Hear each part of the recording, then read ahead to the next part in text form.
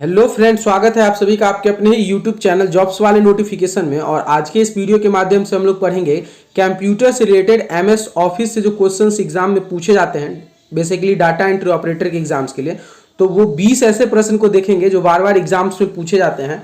और इससे पहले वीडियो का पार्ट 1 आ चुका है, अगर आप लोग वो नहीं देखे तो पहले वो देख लीजिए, तब जाके ये वीडियो देखिएगा तो ज़्यादा आपको समझ में आएगा। तो चलिए शुरू करते हैं। तो यहाँ पे जो पहला क्वेश्चन निकल के आ रहा है, Microsoft Office was developed by in, मतलब माइक्रोसॉफ्ट ऑफिस जो था वो किसके द्वारा डेवलप किया गया था, कौन से कंपनी के द्वारा और कब। तो यहाँ पे जो ऑप्शन दे रखा है, माइक्रोसॉफ्ट आईएनसी 1970 ईस्वी में, माइक्रोसॉफ्ट आईएनसी 1980 ईस्वी में, सन माइक्रोसॉफ्ट 1980 ईस्वी में और सन माइक्रोसॉफ्ट आईएनसी 1970 ईस्वी में।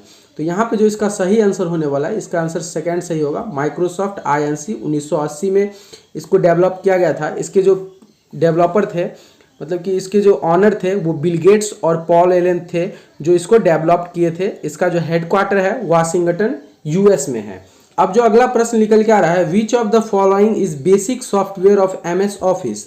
एमएस ऑफिस का बेसिक सॉफ्टवेयर क्या क्या है। तो ऑप्शन दिया हुआ है MS Word, MS PowerPoint, MS Excel, MS Access और ऑल ऑफ द एबव। तो यहाँ पे जितने भी ऑप्शंस दिए हुए हैं ये सारे ही सॉफ्टवेयर एमएस ऑफिस के होते हैं, तो इसीलिए इसका आंसर हो जाएगा ऑल ऑफ द एबव। चलिए अब अगले प्रश्न की ओर हम लोग बढ़ेंगे। तो अगला प्रश्न निकल के आ रहा है, MS word is a. MS word क्या है, तो इसके बारे में बताया है, tabular data formatting software, word processing software, presentation software और ईमेल क्लाइंट। तो यहाँ पे इसका जो आंसर होने वाला है, इसका आंसर सेकंड नंबर होगा, वर्ड प्रोसेसिंग सॉफ्टवेयर। तो एमएस वर्ड जो है वर्ड प्रोसेसिंग सॉफ्टवेयर है, इसमें वर्ड से रिलेटेड वर्क होते हैं। चलिए अब अगले प्रश्न की ओर हम लोग बढ़ेंगे। तो अगला प्रश्न निकल के आ रहा है, what is MS Word. MS word क्या है। तो ऑप्शन जो यहाँ पे दे रखा है, it is calculating tool, it is planning tool, it is a chart, it is networking tool और it is a document typing tool. तो इसका जो आंसर होने वाला है number 5, it is a document typing tool. इस एमएस वर्ड के अंदर हम लोग इजीली किसी भी डॉक्यूमेंट को क्रिएट कर सकते हैं, एडिट कर सकते हैं, तो टाइपिंग कर सकते हैं उस डॉक्यूमेंट के अंदर। अब जो अगले प्रश्न की ओर हम लोग बढ़ेंगे, तो अगला प्रश्न निकल के आ रहा है, a word processor would be best use to, मतलब कि एक वर्ड प्रोसेसर का बेस्ट यूज क्या है। पेंट ए पिक्चर, मतलब पिक्चर को पेंट करने के लिए, ड्रॉ ए डायग्राम, मतलब एक डायग्राम ड्रॉ करने के लिए, टाइप ए स्टोरी, मतलब एक स्टोरी टाइप करने के लिए, word out income and expenses, इसके लिए नन ऑफ द एबव। तो इसका जो आंसर यहाँ पे होने वाला है, टाइप ए स्टोरी। तो आप लोग जितने भी क्वेश्चंस देख रहे हैं उसको बस देखिए नहीं, ऐसा याद भी कर लीजिए कि एग्जाम्स में ऑप्शन देखते ही मात्र आपको याद आ जाए और आप वहाँ पे इजिली अपना एग्जाम सही से दे पाए और इजिली एग्जाम्स को क्रैक कर पाए।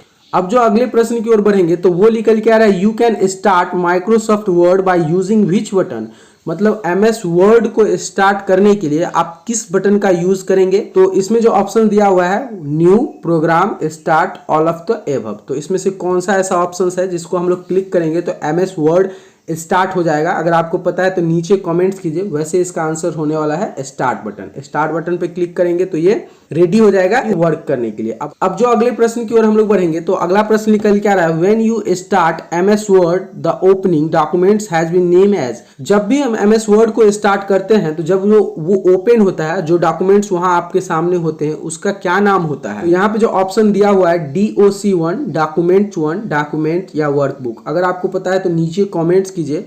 वैसे जो इसका आंसर होने वाला है डॉक्यूमेंट 1, मतलब कि जब भी हम एमएस वर्ड को ओपन करते हैं वहां पे डिफॉल्ट डॉक्यूमेंट्स जो आता है उस डॉक्यूमेंट्स का जो नाम होता है डिफॉल्टेड बाय डॉक्यूमेंट्स 1। अगर इसको चाहे तो हम लोग एडिट करके दूसरा भी नाम कर सकते हैं, वैसे डिफॉल्टेड नेम डॉक्यूमेंट्स 1 है।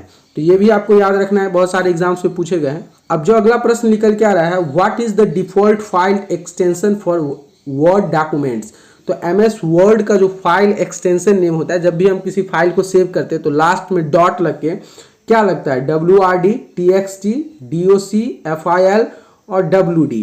तो इसका जो सही आंसर होने वाला है DOC, मतलब .DOC जो इसका फाइल एक्सटेंशन नेम है। जब भी हम किसी एमएस वर्ड द्वारा बनाए गए प्रोजेक्ट को या फिर डॉक्यूमेंट्स को हम लोग सेव करते हैं तो वो .DOC लास्ट में उसका फाइल एक्सटेंशन नेम होता है, जो कि file extension name very important question है, बहुत सारे एग्जाम्स में पूछे जा चुके हैं, इसीलिए आप इसको 100% याद रखें। चलिए अब अगले प्रश्न की ओर बढ़ेंगे। तो अगला प्रश्न यहाँ पे निकल के आ रहा है, the first bar of MS word is. MS word का जो फर्स्ट बार होता है उसको हम लोग क्या कहते हैं। तो यहाँ पे जो ऑप्शंस दिया हुआ है, menu bar, status bar, title bar और फॉर्मेटिंग टूल बार। तो यहाँ पे जो इसका आंसर होने वाला है status bar. First bar of MS word is called status bar. तो ये भी आप लोग याद रखेंगे, इससे भी रिलेटेड क्वेश्चंस आते ही रहते हैं एग्जाम्स में।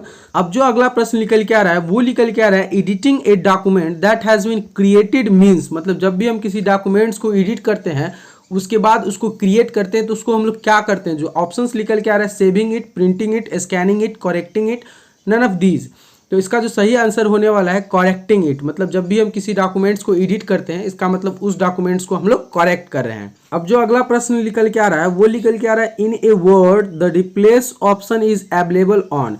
मतलब कि एमएस वर्ड में जो रिप्लेस ऑप्शन है वो किस मेन्यू में अवेलेबल होता है, फाइल मेन्यू में, इंसर्ट मेन्यू में, फॉर्मेट मेन्यू में, या फिर एडिट मेन्यू में, या व्यू मेन्यू में। तो इसका जो सही आंसर होने वाला है एडिट मेन्यू में। एडिट मेन्यू में ही रिप्लेस ऑप्शंस होता है। रिप्लेस का मतलब किसी एक पर्टिकुलर सब्जेक्ट को हटा के दूसरा सब्जेक्ट वहाँ पे लगाना, उसी को हम लोग रिप्लेस कहते हैं। तो एडिट मेन्यू में रिप्लेस ऑप्शंस अवेलेबल होता है। जो अगला प्रश्न निकल के आ रहा है which of the following is not an options of edit menu.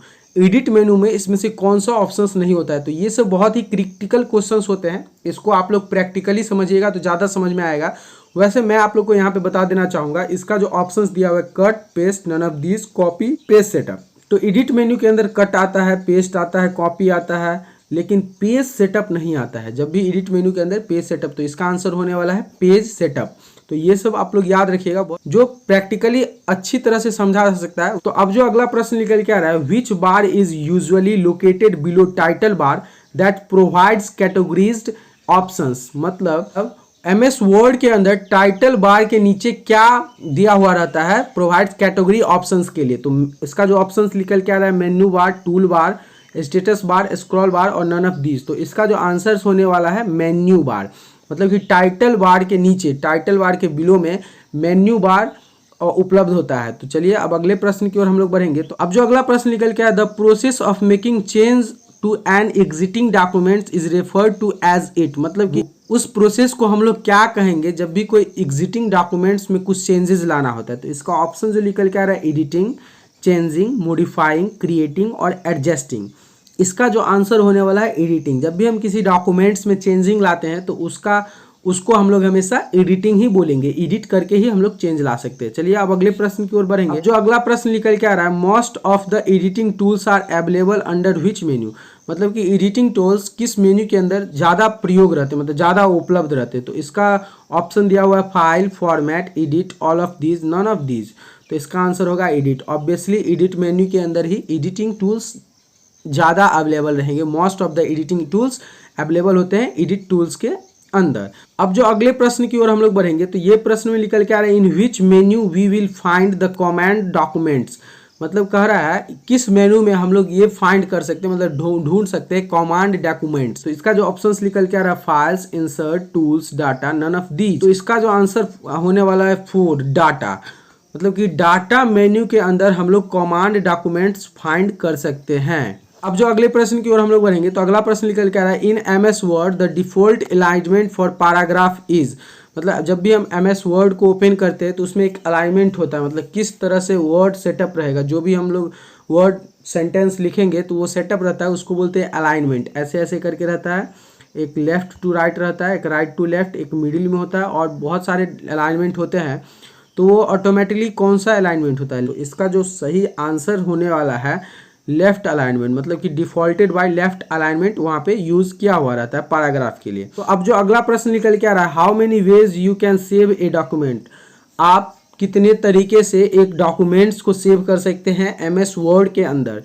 तो उसका जो सही आंसर होने वाला है 3 तरीकों से आप किसी भी एक डॉक्यूमेंट्स को सेव कर सकते हैं एमएस वर्ड के अंदर। तो आज जितने भी हम लोग क्वेश्चंस देख रहे हैं वो एमएस ऑफिस के अंदर एमएस वर्ड से रिलेटेड क्वेश्चंस है। कल एमएस एक्सेल से आएगी और इसी तरह से कंटिन्यू क्लास आती रहेगी। तो चलिए अब अगले प्रश्न की ओर हम लोग बढ़ेंगे। अब जो अगला प्रश्न निकल के आ रहा है वेयर हेडर अपीयर्स। मतलब हेडर एक फूडर होता है। आप लोग अगर कंप्यूटर क्लास किए होंगे तो आप लोग पढ़े होंगे हेडर और फोल्डर के बारे में। तो यहाँ पे जो ये क्वेश्चंस निकाल के आ रहा है जो हेडर कहाँ होता है, टॉप में, सेंटर में, none of this, bottom, all of the above. तो हम लोग हेडर कहाँ लगा सकते हैं, तो इसका आंसर होगा टॉप। हेडर मतलब आप लोग नाम से ही स्पष्ट है, हेडर, हेड मतलब ऊपर, ऊपर में ही हेडर को हम लोग लगा सकते हैं। तो मुझे उम्मीद है कि आप लोग को ये वीडियो पसंद आया होगा। वीडियो पसंद आया तो प्लीज़ एक लाइक कर दीजिएगा। अगर आपको कुछ भी दिक्कत आ रही है, समझ में नहीं आ रही है या कुछ अलग तरीके से आप लोग क्लास चाहते हैं तो नीचे आप लोग कमेंट्स कीजिएगा। साथ ही साथ सब्सक्राइब कर लीजिएगा हमारे इस चैनल को, क्योंकि कंटिन्यू इस पे आपके कंप्यूटर से रिलेटेड क्वेश्चंस की क्लासेस आने वाली है। तो चलिए, धन्यवाद।